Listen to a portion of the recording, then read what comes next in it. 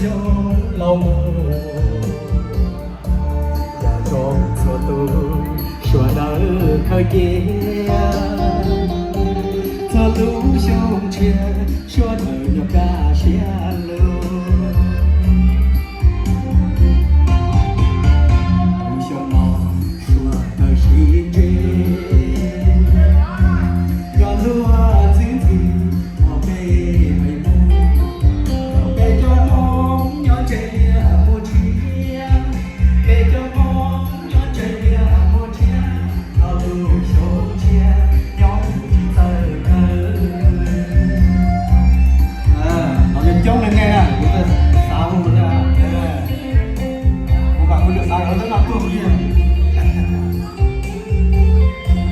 Giờ bây giờ trong là tôi sống lọc của này, giờ trong cả biết tự xua của cái dòng bóng của nó hay là rồi, phải kia này.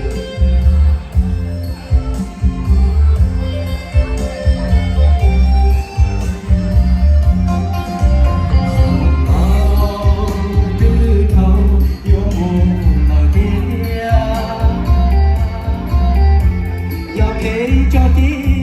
cho sống lo mù rồi chùa tôi xóa nở thời kia cho lũ sống chia xóa nở nhau cả xia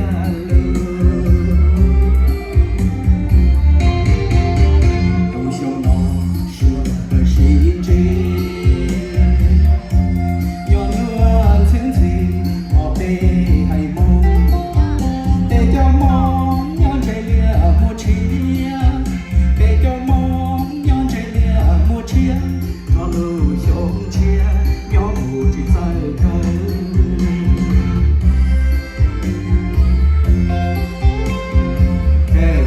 giờ cái chỉ trong cái nó sống lâu rồi ta